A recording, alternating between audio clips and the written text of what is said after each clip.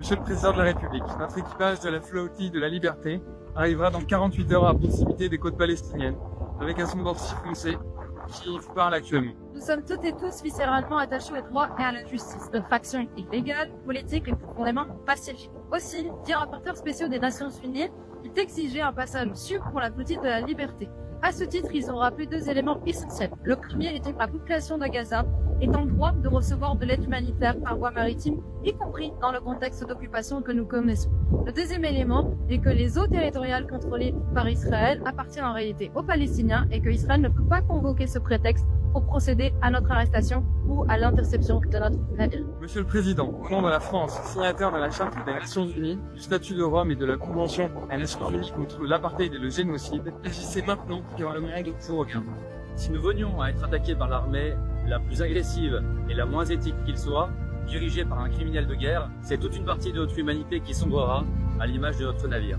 Alors reprenez la barre maintenant et usez de votre diplomatie afin de mettre en place une escorte maritime pour nous permettre un passage sécurisé jusqu'à Gaza. Monsieur le Président, vous avez maximum 36 heures pour passer. Alors, faites le matin. Bravo à eux, je le dis encore une fois, c'est extrêmement courageux. Alors là, ils en appellent au gouvernement français et à Emmanuel Macron pour créer un passage et éviter en fait qu'il se fasse arrêter ou tuer directement par l'armée israélienne. Vous savez que vous prenez des risques quand même les amis, parce que Emmanuel Macron aujourd'hui ne reconnaît toujours pas ce qui se passe en Palestine comme un génocide, parce que en fait il est pieds et poings liés envers Benjamin Netanyahou. Il a peur de Benjamin Netanyahou, il a peur de l'État d'Israël.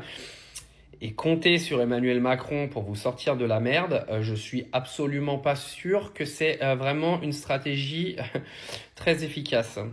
Alors, comme il disait, dans moins de 48 heures maintenant, ils vont arriver proches des portes de Gaza. Est-ce qu'Israël va les laisser passer? Moi, j'ai du mal à y croire parce que aujourd'hui, cette flottille peut se retrouver en une sorte de symbole de ce qui se passe là-bas et ça peut faire vraiment le tour du monde. Moi, ce qui me sidère un petit peu, c'est que je ne sais pas si vous avez ouvert un petit peu les chaînes de médias mainstream. BFM TV n'en parle pas, CNews n'en parle pas. Donc c'est pour ça qu'il va falloir que vous partagiez ce qu'ils sont en train de faire, parce que les médias ne veulent pas en parler, tout simplement parce que Rima Hassan est aujourd'hui quelqu'un de détesté par la politique française, par les médias français qui sont tous contrôlés politiquement et absolument pas par la France insoumise. Donc du coup Rima Hassan est quand même une sorte de paria chez nous. Moi j'espère juste que ça va bien se finir pour eux quand même, parce que honnêtement on a vu des drames pires que celui-là. Et l'armée la plus morale du monde, aujourd'hui on sait très bien qu'elle ne l'est pas. Moi je me pose une question, si jamais ce bateau devait être attaqué par l'armée israélienne, quel genre de réponse internationale nous aurions ?